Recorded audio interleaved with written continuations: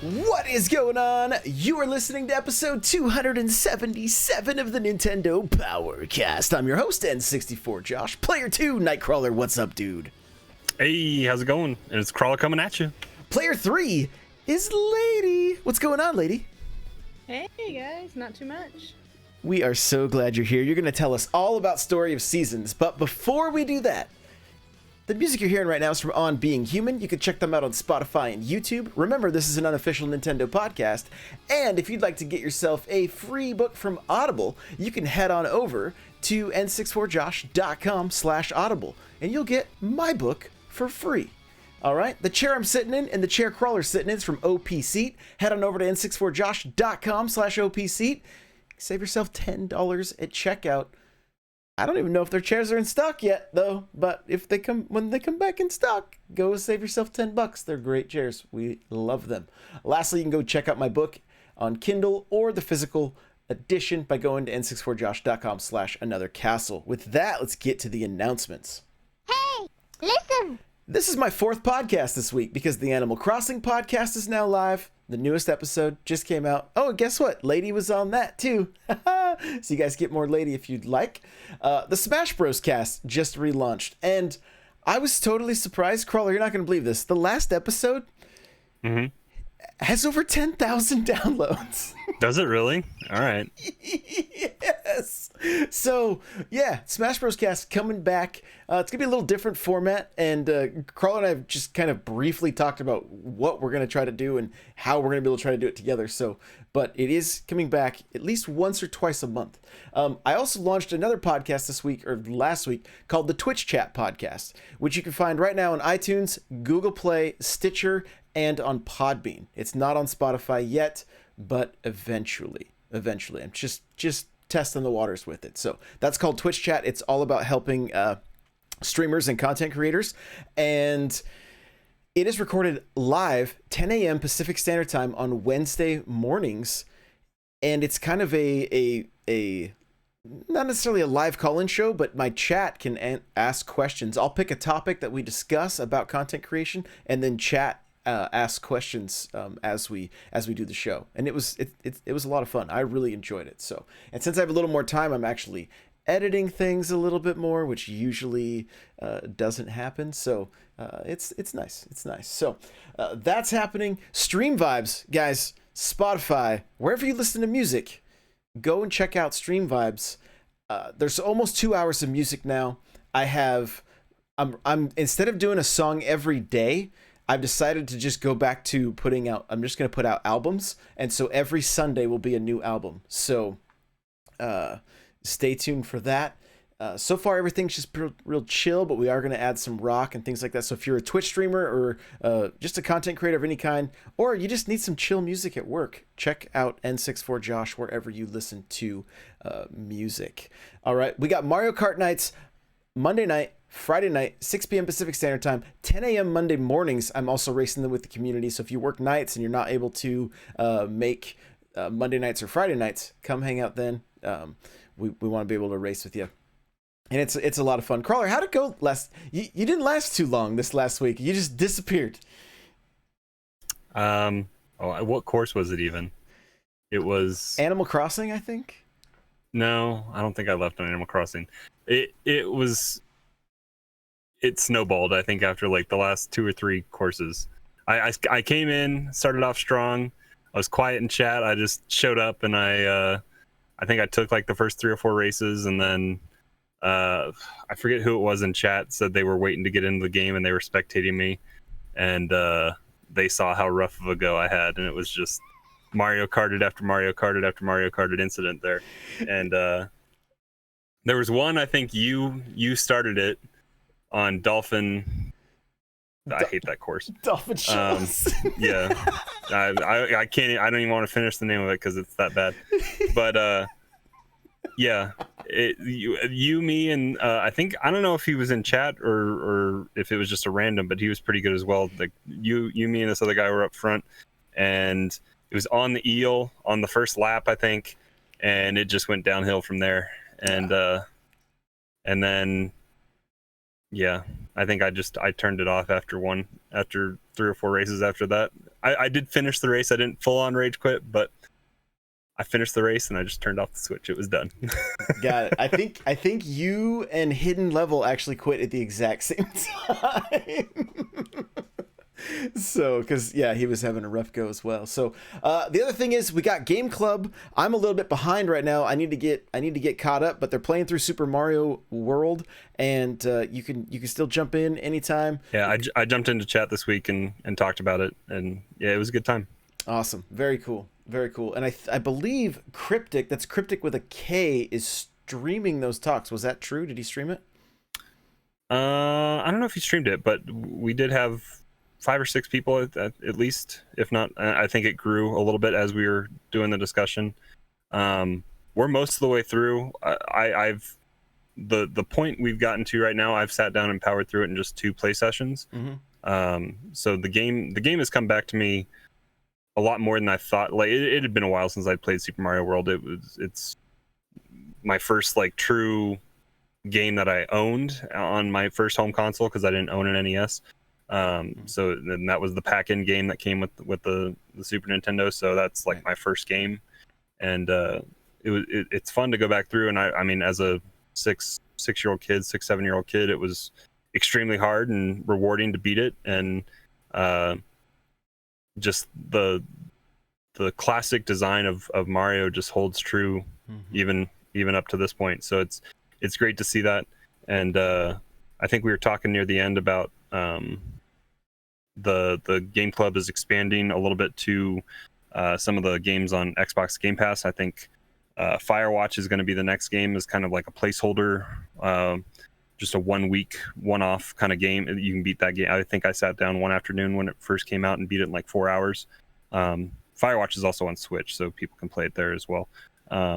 But I think it's going to be a one-off discussion of Firewatch here in a couple weeks, and then that week that everyone's playing Firewatch is going to be the poll week, where we take everyone's kind of attitude towards the next game. I think Donkey Kong is a strong contender with that having just come out yesterday on SNES Online. So, but there'll be some nominations, I'm sure, and some voting, and we'll see what everyone wants to play while we play Firewatch coming up here in a week or 2.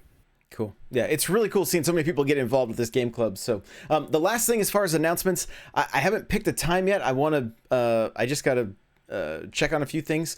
So stay tuned to the Discord, but I think we're going to do one of our video meetup calls probably Sunday, I think. So again, I just have to double check, but stay tuned in the Discord, n64josh.com/Discord if you're not in there yet.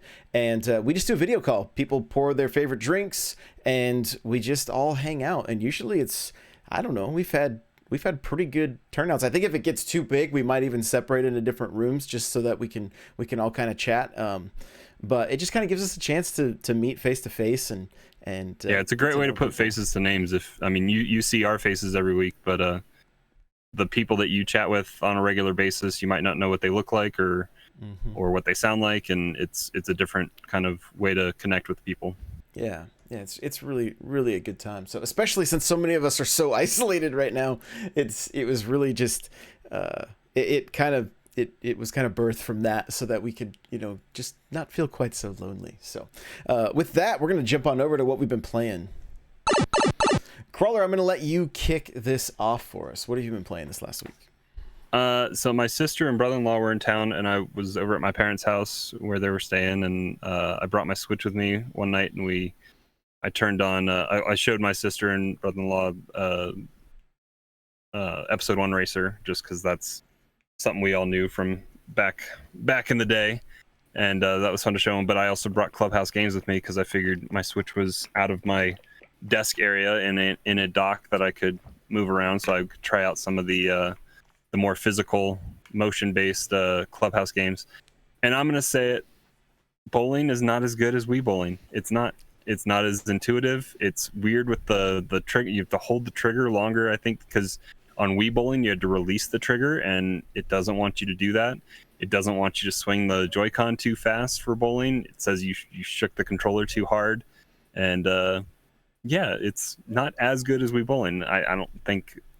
I mean, even though Nintendo made it, I don't think it didn't capture the same ease of use. But that being said, I played a little bit of it. It was fun to see some of the different stuff they had, like the challenge bowling or whatever. So I might have to go back in and try that, where the pins are all lined up in different ways and you try to knock them down. I played darts with motion control. That seems to be really kind of hypersensitive to where you have the Joy-Con and where you start, and it can be challenging, but it was fun to try that out. The computer, as you amp up the difficulty, definitely gets aimbody and is difficult as they're throwing. I don't know if the computer knows that triple 20 is better than double bullseye, but they seem to go for double bullseye quite a bit. But yeah, it was good to see that. Maybe once you get up to expert level computer, they start going for the triple 20s. But it was good to check that out a little bit. And still playing some more. Like my son's playing more Mario on my old DS right now, but occasionally he wants to come in and play as Nabbit or as Toadette on New Super Mario Brothers. So we're still playing a little bit of that. And like I said earlier, I jumped in. I think it was this past Saturday, because I woke up and I knew that discussion was going to be happening that night, and I wanted to figure out how far I had to go in Super Mario Brothers, or in from Super Mario World. So I went from World 3 and powered all the way through Illusion Forest and got through Castle 5, and it's near the end of the week here, so I'm going to have to probably strap in and do some more. I'm going to do Star Road a little bit and get through the World 6 before. Is there 7 or 8 worlds in World? I don't remember, but we're coming up near the end, so I just need to start working on all that, and it's been good. Like I sat down and I've been trying to play World legit and not use save states, and so you only get to do classic Mario. You go back to it once World was introduced. They don't let you save on demand like you do in the more recent games, so you only get to save after the castle. So I was doing that, and I had gone back and I had like 20 something lives, I think, and I had suspended the game and I played something else, and I came back to it and I loaded it up just like you would the cartridge, and I only had 5 lives. And I was talking to everybody in the game club discussion. I was like, is that something? Because I don't remember, and it doesn't save your life progress. It reverts you back to 5 lives every time you restart the game. So that being said, I started save states just like how I would save the game, but it's just, so I'm not using it to, you don't need to cheese Mario levels. It is what it is. So, but I'm using save states just to keep my lives high. That's funny, because I started playing it on the Game Boy Advance, the Super Mario World Advance, and was like, I was surprised that the difficulty actually is turned down in that game, and so I stopped playing it on that. I wanted, because there's a lot to those Mario Advance games that was kind of added to it, and it's pretty neat. But I was like, well, this is kind of like the easier version, so I opted to just go back to the Switch. So, Lady, what have you been playing this last week?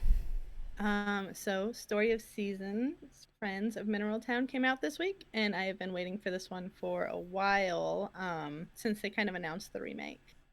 And it is a remake of a game from 2003, which was kind of based off of a game from like 1997. So history repeats itself. Yeah, exactly. So I mean, a lot of people say it's like the best one in the Harvest Moon franchise. I don't agree, but it's definitely super nostalgic. That one. So it was originally on the Game Boy. So Okay. yeah, I've been playing a crap ton of that. I've only restarted like 3 times. So. Yeah. So what happened with Animal Crossing? Is it? Oh, I play that occasionally. Well, I was playing it. I got really back into it, and then this game came out, so now it's back on the back burner. So Got it. I see. All right. Very cool. You're going to give us some pointers on Story of Seasons here right after this this segment. So you said there's some tricks to getting started with that game, and I even saw you chatting in my Twitch stream the other day with some people that were kind Dang it. of wanting some pointers on how to get started. So, and I know N64 Jen's in here, and she's ready to pick that game up, and kind of she's like, oh, she told me while we were eating dinner tonight, she's like, oh, I'm excited to hear about how to start correctly. So, so that'll be good. So as far as the things I've been playing, Mario Kart, of course, we had got it every week. Still today while I was rendering videos, I started practicing my Mario on Smash again. Did a little more Xenoblade, which I really enjoy that, and I did a little more BioShock, which has been a lot of fun. And so I've cut back on the streaming just a little bit. I'm actually not streaming on Tuesdays and Thursdays during the day anymore, just so that I can focus on getting more YouTube videos out, getting more podcasts out, and so it's cut into my gaming time also a little bit, which is, it's sad, but it's just the way it goes. But yes, played some more Animal Crossing. I'm missing the Viper Squid. That's all I have left as far as the swimming creatures.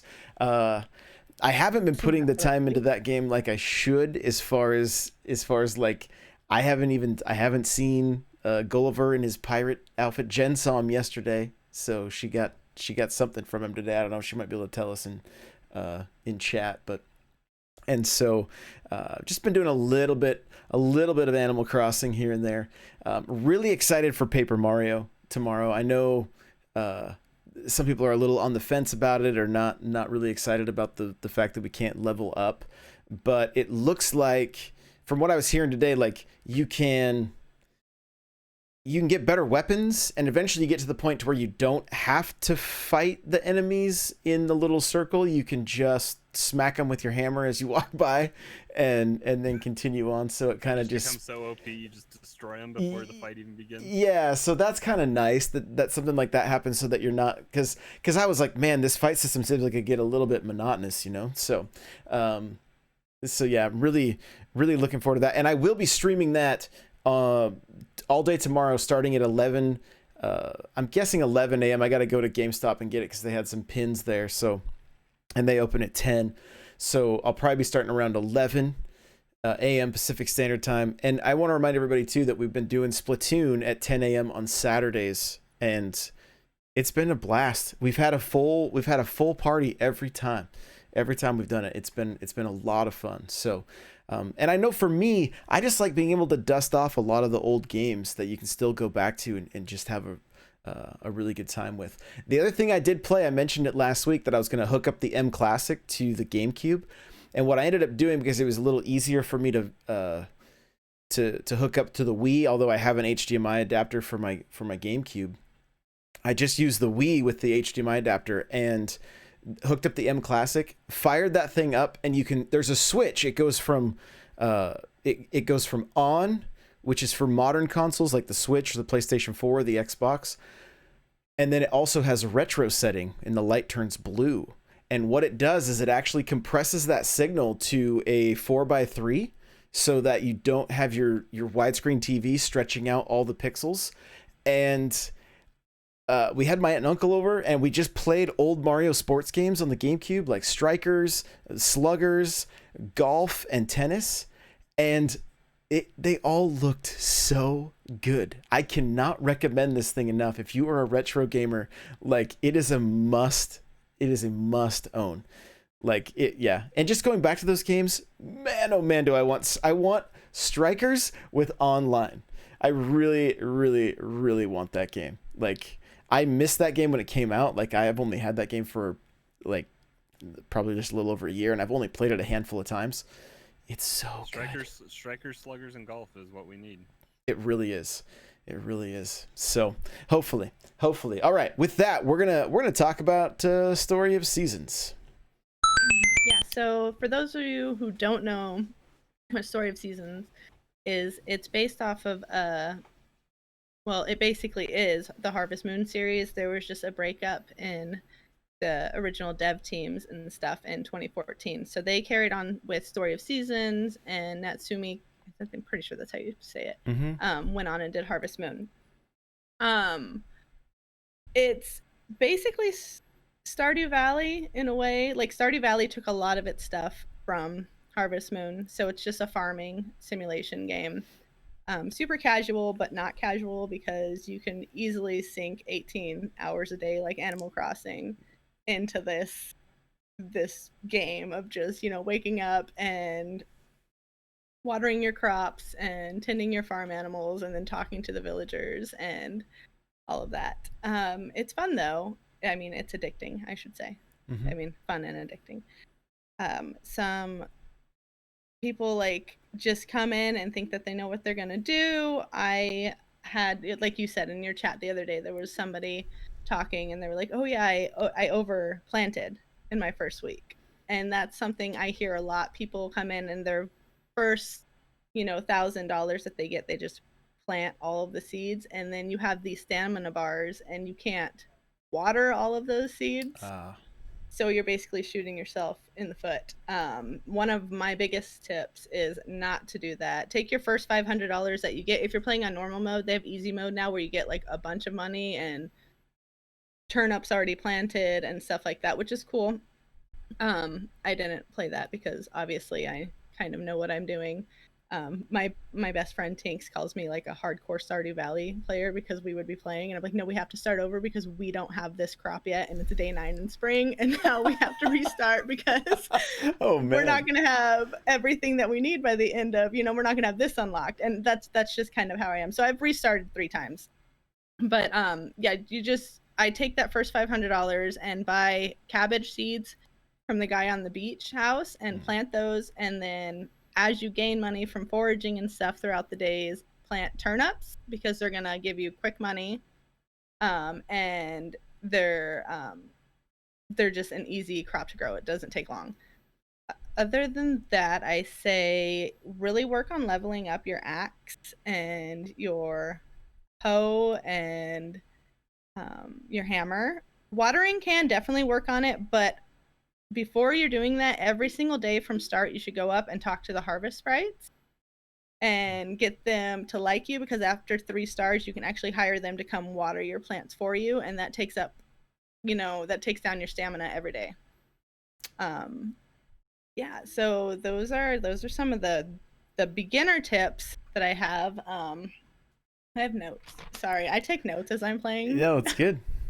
Because I'm like, oh, I need to do this.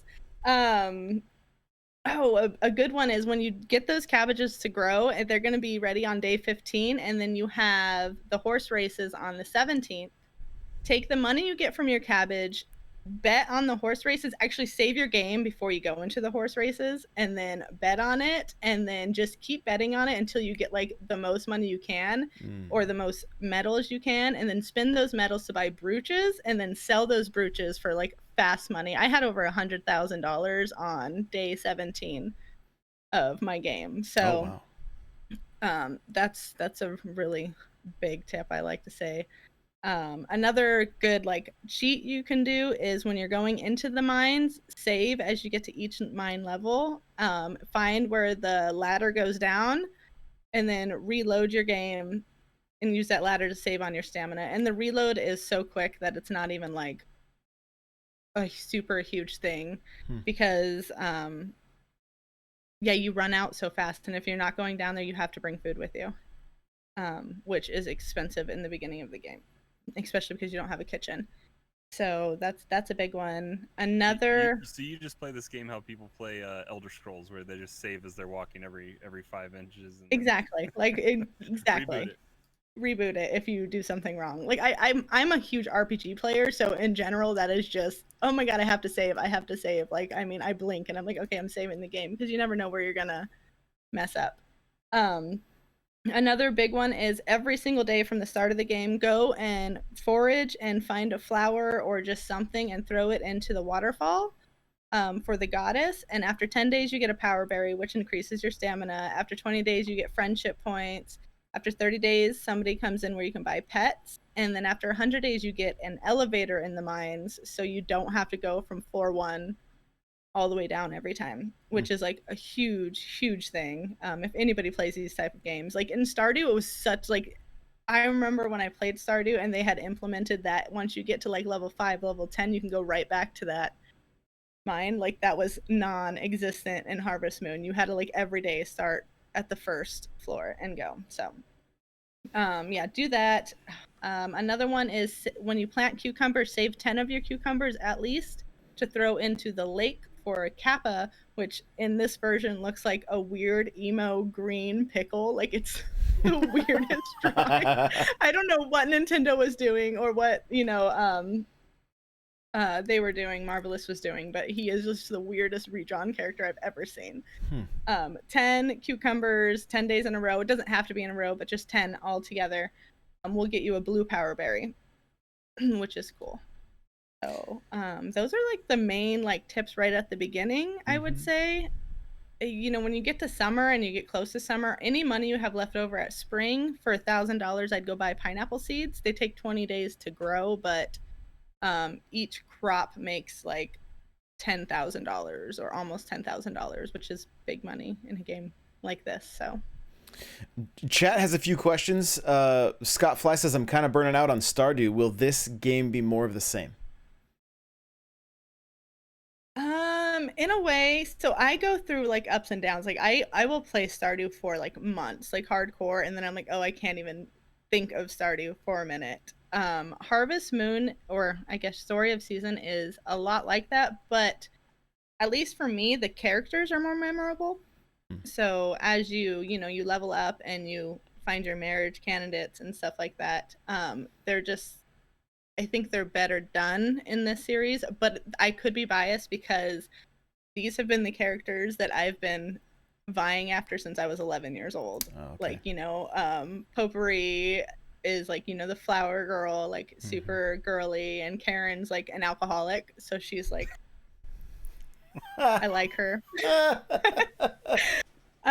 This is actually the first iteration in this series where you can marry somebody of the same sex.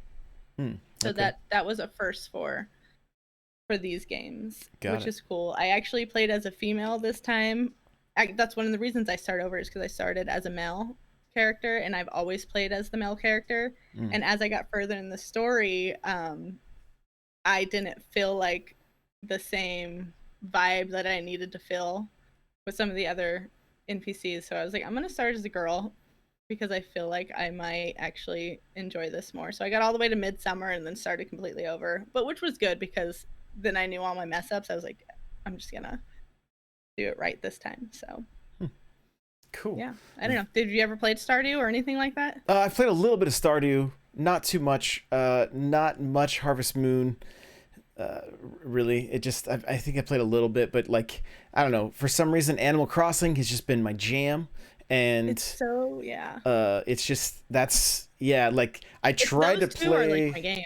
Yeah, and I tried to play Stardew like Animal Crossing, and I wasn't loving it. And then there were aspects of Stardew that I really liked, and then it was typical me, unfortunately, because I played it on Switch, and there was just too much stuff for me to do. I couldn't just sink the hours into Stardew that you really need to in order to get the most out of that game. Everybody's like, that's not a real game. I'm like, I'm sorry, but I've probably put like, I want to say like 5% of my whole life into Harvest Moon game. Probably more than that. Probably like 10%, because I put hours and hours and hours into these, and I've played almost every game out of the like 25 maybe that have been released. I mean, you've had them all across from the SNES days. Like I've been playing since that very first one, which was released like I want to say in 98 here in the States.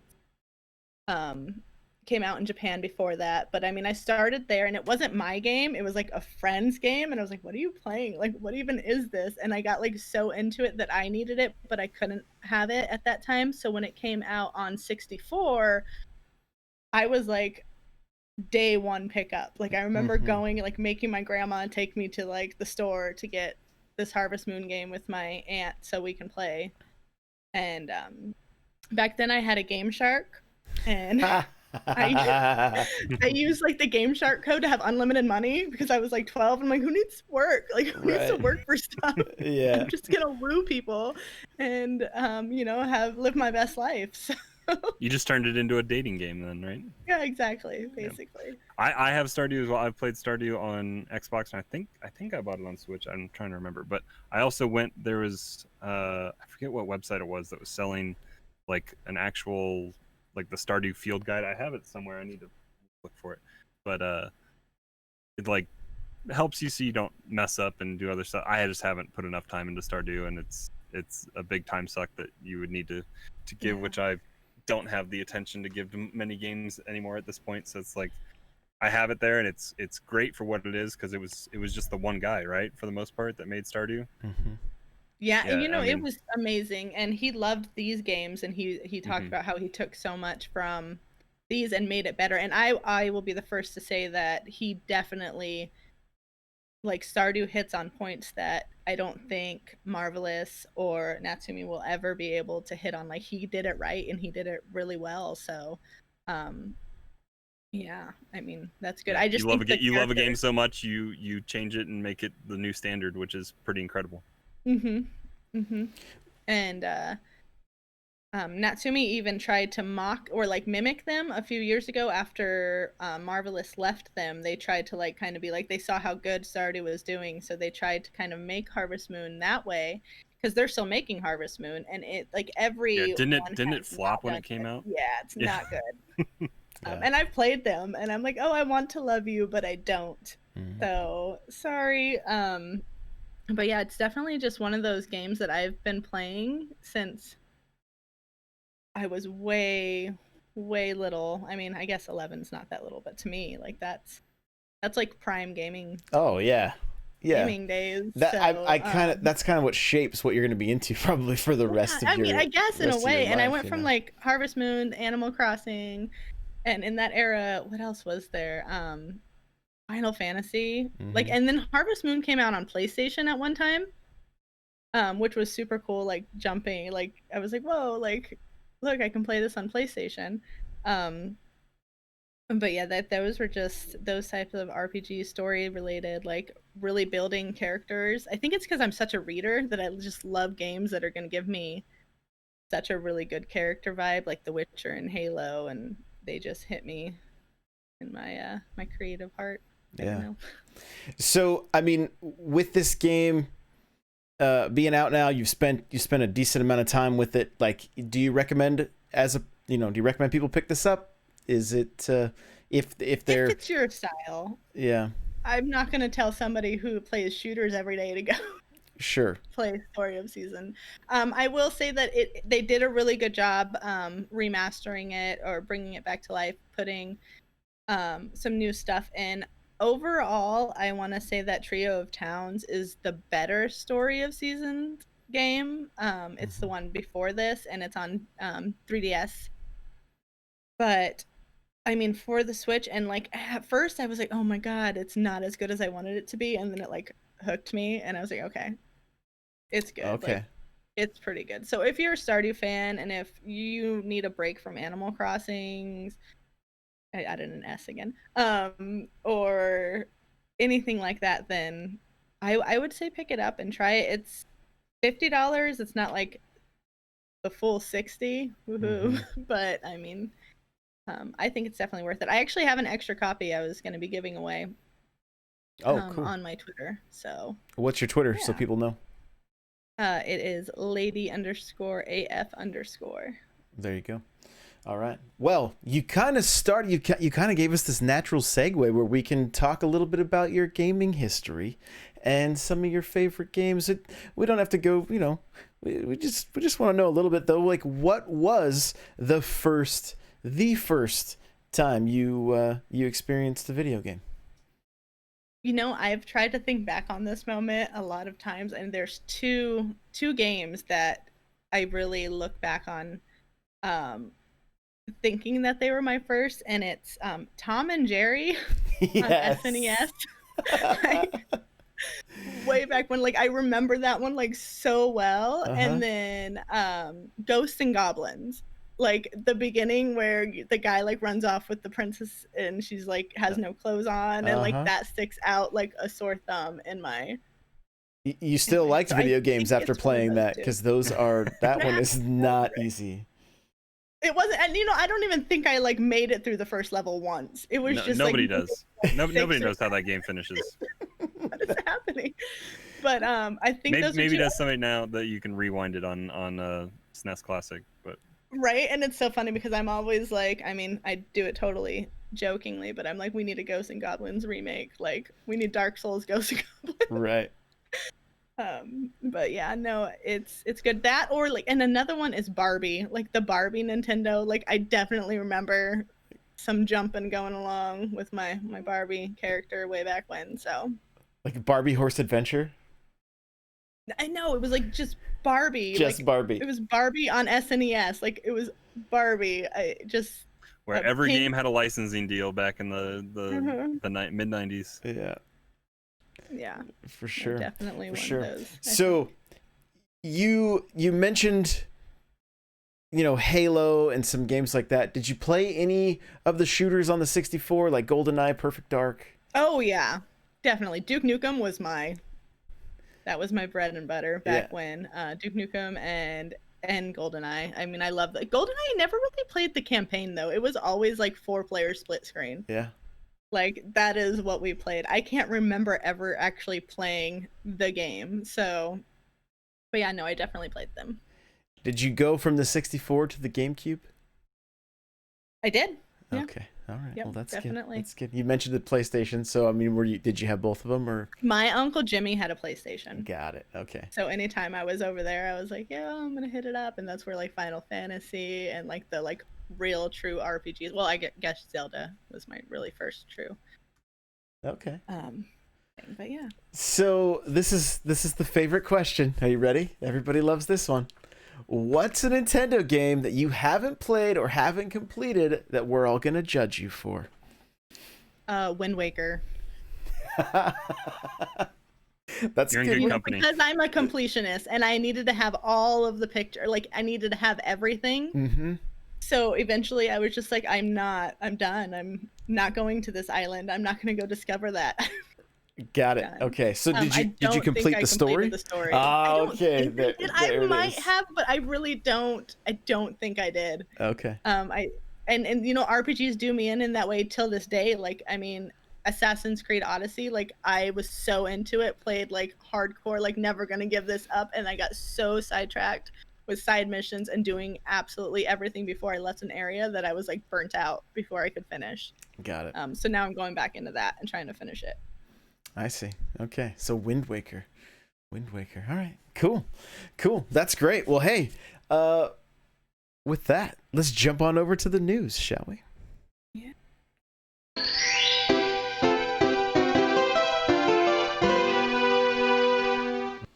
Okay. Well, two of my favorite things from my childhood are still creating stuff together. They're recreating my childhood. Nintendo and Lego, the NES Lego set. What? This leaked earlier in the week and then got the official announcement from Lego, which I was checking Lego's Twitter. They're not even at 1 million, and Nintendo's at like, I don't even know. I can't remember. I think they're at 10 million, I think, but I could be wrong. So Lego's got to be loving anytime Nintendo retweets them, and they're like, "Yep, that's a lot of eyes on our products," So, but this thing is not gonna be cheap. $229. I mean, I was seeing some backlash against that on different articles and stuff, and it's like people having sticker shock, and it's like, if you're having sticker shock to a Lego set, you haven't been paying attention. Right. Yeah. They're selling a $900 Millennium Falcon. They're selling a $120. One I told my wife I want to get here in September. Lego's going to get all my money this year because my son's into Harry Potter. There's a bunch of new Harry Potter stuff coming out on August 1st as well. But the Razor Crest is coming out in September from Mandalorian, which I want to get. Okay. Like Slave One and all those ships are easily $100-something plus.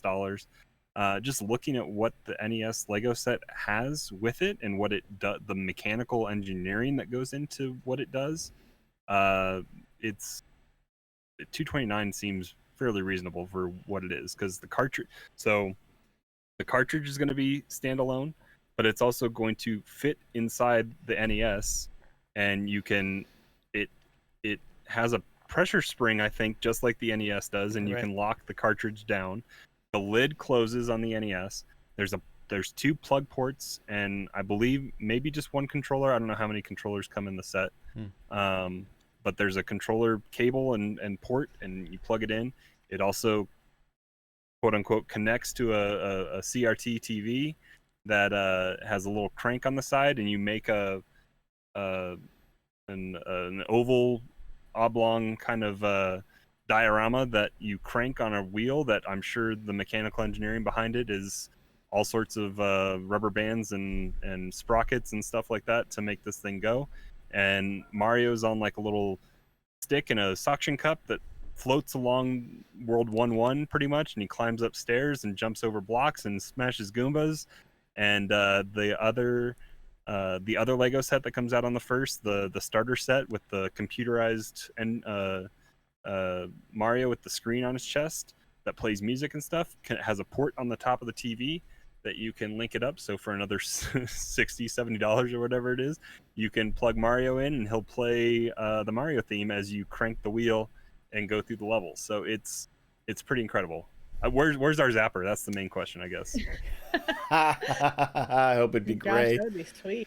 Yeah, as long as it was gray, not orange. I'm pro gray zapper. So how about we just get a revolver? Oh, like the Famicom. Yeah. But yeah, I mean, this was leaked in like Germany on Tuesday, and then by Wednesday the official announcement was out, I think. Yeah, right. Yep, it was just the day after. So it pretty awesome. Like I was sitting on the porch having coffee with Jen when I saw the leak. I think it might have been Super Nintendo that posted it, or I can't remember, but I just immediately showed her. She's like, "Oh, we're getting that." I was like, "We don't even know what the like." You're so excited. We don't even know what the price is. She's like, "Oh, we're getting that." I saw the leaked euro price, and I knew about what it was going to be because got it.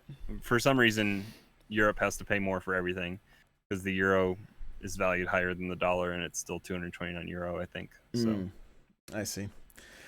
So but again, and Crawler made a good point. He's like, I don't know where I'm going to put this thing. And to me, I think it would look the best just sitting in its box on my shelf. You know, I know everybody's going to be like, oh, you know, free your toys, whatever. But I like just kind of looking at it. It's not, it doesn't look like it's super tiny, right? So I don't know. I don't want it to end up in the tote like the Labo stuff, so it doesn't get displayed, you know. The best was the little teaser. The best was the little teaser where the actor blew in the cartridge before he put it in the NES. Yes.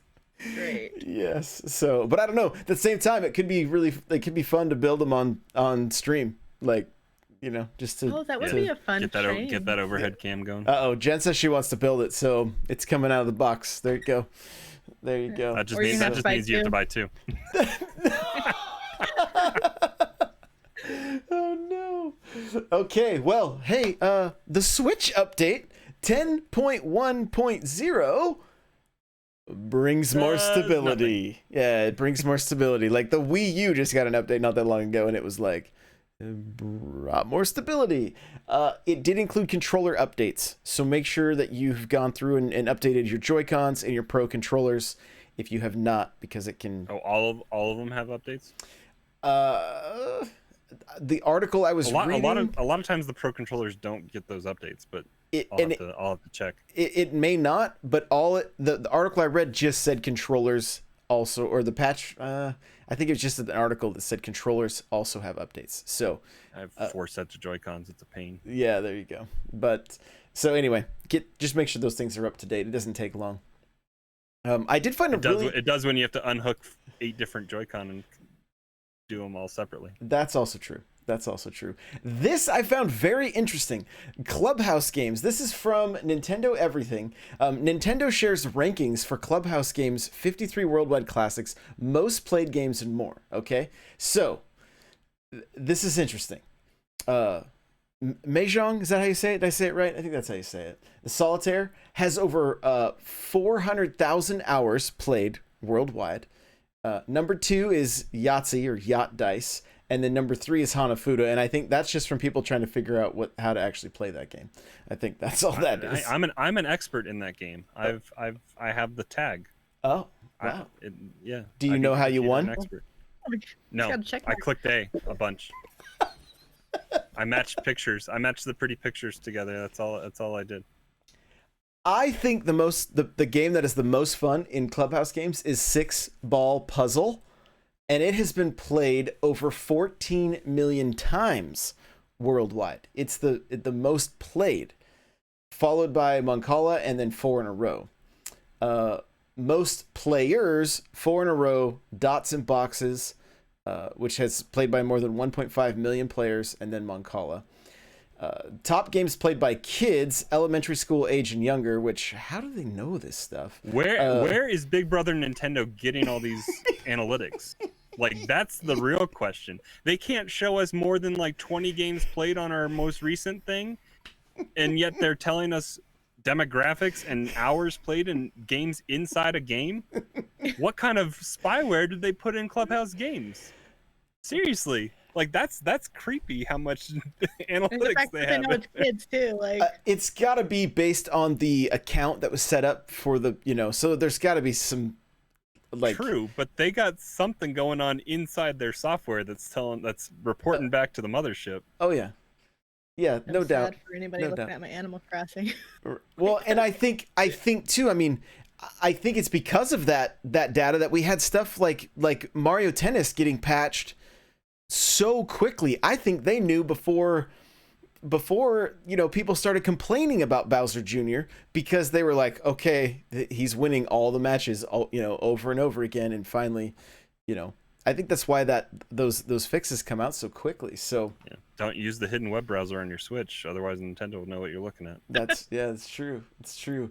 But I know for me, like, I'm probably horrible. I don't set my kids up with their Nintendo account. I'm like, no, because then I have to go in and enter their password for like everything, and I'm like, I can't do this. I don't want to have to remember this. Like, just you're fine. I just won't put my card on there. I'll just take it off. Yeah, just don't give me your credit card. Don't leave. And I mean, they're old enough now. I don't really have to worry about it. So, but anyway, it is crazy how much. I mean, this goes on. Top played games by kids, elementary school age and younger. Most played with friends online. Most played online, non-friends. 6 balls at the top of both of those. Longest average playtime is Ludo, an average of 18 minutes per game. Shortest average playtime, Toy Boxing. Top games with Learn a Game mode. There's just it's wild. It's wild. It's baked into the whole thing. What even is 6 balls? I'm so confused. Oh, 6 ball is a puzzle game that's a blast. It's kind of like Hexic from the 360. Bubble kind of. Or no, it's like a Bejeweled kind of, right? It's okay. But the way it falls, they fall in. They fall down in patterns. You try to make the the diamonds or the line. It sends different trash. Yeah, kind of. Yeah. Okay. Yeah, it's like Tetris kind of. It's really quite fun. So, I highly, if you have Clubhouse, try 6 ball. It's a blast, and then you can challenge some people online, and it's a good time. It's a really good time. So, there's these Twitter pages showing up. Yeah, it's weird. I saw another one for Mario 35th anniversary. Mario 35th anniversary, and then I found an article on comicbook.com for an F-Zero Twitter page, and when you click on, I click on this Twitter link, and it has a page, but it's followed by nobody, and they're following nobody, but it's also, you have to request the following, so it's like a super lockdown account right now, so it appears to be a placeholder, and comicbook.com reports on that one that it's registered. You can see like the email that it's registered to, but it's only the first letter, and then it's asterisked out the rest of the way. Is it ML? What? Is it ML? Is that the first 2 letters? It's N. No, it's N. ... So they said it theoretically could be Nintendo.co.jp. Because it shows the periods, and it appears to be correct for that, so it would be Nintendo.co.jp. So that theoretically could be an official handle that they're either placeholding or something coming down the road. You never know. Yeah, but it's all just conspiracy theories at this point. It's interesting because Xbox had the same thing with Fable and Perfect Dark. These ones from Nintendo, they have some very, very similar emails as the Versus account, the I want to say even the official Nintendo account, the Animal Crossing account. Like if you click on those and then try to reset the password or whatever, it will show you part of that email. And a lot of them, and it's like, well, you can't have the same email for a Twitter account. It has to be different. So but they're very long also. They're very long emails. It's all just intellectual property protection so that squatters don't go grab handles, pretty much. Yeah. Interesting that F-Zero though. And I mean, we said this, I remember last week. Was it last week or 2 weeks ago after the Smash, like the fact that the voice actor came back and recorded the short, and I mean, it's stuff could be happening. You never know. Well, and I said I remember a couple years back, if the Switch really did well, that there's the opportunity for some of these older games to come back, because they may not, sell 6 million copies like Mario Party, but even if they can do, 2 to 3 million, they're still gonna Which we're still surprised that Mario Party sold that well. Right.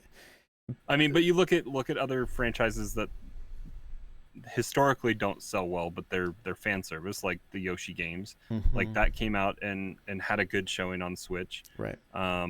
Lots of good things are being said. It's not like 9s and 10s coming out for Origami King, but it's still getting good reviews. I've heard that the localization and the writing are entertaining and actually quite funny. So you see the lesser C tier, if not even lower, kind of Mario or Nintendo franchises coming and having good showings on the Switch.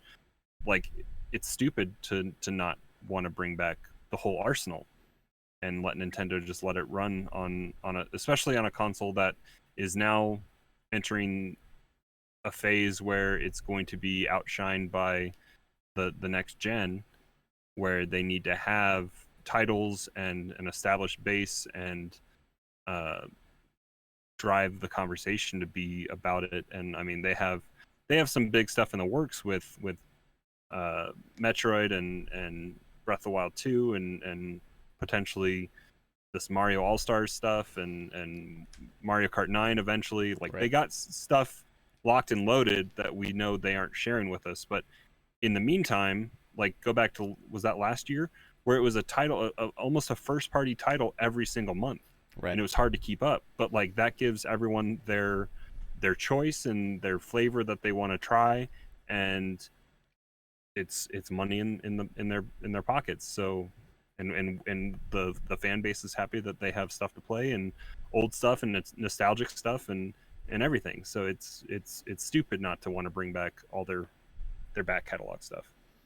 Lady, are there any of the older Nintendo games that we haven't seen in a while that you would like to see make their way to the Switch, like F-Zero and Wave Race and the Mario sports titles, things like that? No, I wouldn't say stuff like that I would be absolutely dying for. I've been waiting for a new Rune Factory for a while, and it's supposed to come out this year, and we haven't heard anything about it for like a year. And we watched the Ubisoft presentation this last week, and you were really hoping for what was it, Skulls and Bones or something like that? Is that what it's called? And yeah, Skull and Bones. Yeah, you got no info on that one either. So, and then they tweeted out. I think they released a comment about it that it's they still, did. They're revamping it a little bit, and they're it's going to come revamping out. Yeah, but they're making it like Sea and Thieves, so they're basically taking something I really wanted it and making it something that I don't want to play. So I see. It's what it is. That's too bad. Whatever. That's too bad. It was interesting that Ubisoft presentation started with I think it started with Steep, and I was like, oh, remember when that was supposed to come to the Switch? Dude, but Steep was good in its own way. I got it free on Uplay, so I have it on my computer, and I played it a little bit. Yeah, we kind of knew, like, the writing was on the wall with that game. It was like, it has to always be online. Like, I don't think it's happening. I don't think it's happening. I wanted like SSX again, like right. No, it didn't happen. Yeah, 1080, something like that. So, Mario 35th anniversary releases of Monopoly and Jenga. Both of these look pretty cool. I'm not gonna lie, if you guys come across Mario Kart Monopoly, it's really fun. You only play 8 rounds, so it's a Monopoly that actually ends, which is nice. And so. My parents have played it with my son. I have it. I haven't actually sat down and played with them. The rules seem pretty complicated. I haven't just sat down and tried to read the rules to understand it, but I have it. I'm looking forward to at least Jenga. I don't know if I need another Monopoly in my life, but right, yeah. But the Jenga should be pretty fun for my kids. Yeah, it looks pretty cool. And then Joker and Hero Amiibo got the release dates, and Japan, Australia, and New Zealand are getting them on 9/25, and we are getting them on October 2nd. I was able to get my pre-orders in yesterday. Does Best Buy have it up yet? I haven't checked. That's where I pre-ordered yesterday, was okay. At Best Buy. So, but their verbiage on that last Smash Direct talking about the Amiibo, it seemed very vague if they were actually even going to get made. Yeah, or like, are these the last two? And then that's it? Because I sure hope not. I want to see a Min Amiibo. You know, I want to see some of these characters that we haven't seen yet. So yeah, Best Buy doesn't even have their images up yet. No, but they are there, right? They're there. Yeah, yep, they're there. So there you go. Well, I think that's gonna do it for this show. We're almost to an hour. Let's wrap this thing up. All right. Well, lady, tell us where we can find you. You can find me, I said earlier, on Twitter at lady_AF_. Instagram is something of that nature. I really don't know. It might actually still be lady_of_legends, which was my old one, but okay. But yeah, and then here on Twitch you can find me at lady_AF. I may possibly stream one day. I don't know. Hey, I know about that. One day. I say I'm going to. I have the equipment, but I have the equipment too. Yeah, it's like one day. Yeah. You even have a green screen. Look at you. I have one too, and I almost hung it up just because I knew that you didn't stream, and I was like, I just want to be like Crawler. Love it. Crawler, what about you, bud? Yeah, hanging out in Discord is the best spot. N64josh.com/Discord will get you the invite. Come hang out. Come play Game Club games with us. Play Super Mario World and Firewatch coming soon, and potentially I think Donkey Kong will probably win out on the votes here coming up. So come play some classic games and hop into a discussion. And like Josh said, we're going to do another face-to-face kind of video chat, which is always fun to do, and just talk games all day long and have fun. So come hang out there. Absolutely. Yeah, we'd love to have you. Very, very inclusive. There's a spot for you to hang out with us in the Discord. We'd love to have you. So, guys, you can follow me everywhere at N64Josh. Not gonna lie, I am putting out so much content on TikTok, and I gotta tell you guys a quick funny story. I do these videos. Big Brother stealing stuff. I do this video every morning. Now, with every coffee mug I'm using, I dip my finger in the coffee and then run it around the rim of the coffee mug and play the music for that game. And I've had people messaging me like, your mug really does that? And I'm like, no. No. Is this real? Is this real? But I think it's some younger kids that asked me this question. I'm like, somebody's like, I just ordered it. I can't wait to see it make the sound. I was like, whoa, wait.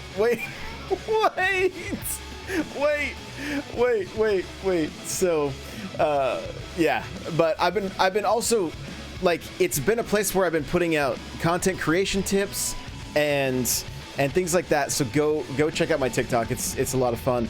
I'm gonna tease it, but I've started writing another book coming soon. So working on another book as well. So, last little plug, go listen to Stream Vibes. Please check it out, Spotify, share it with a friend. It's just chill beats for your streams. Love you guys.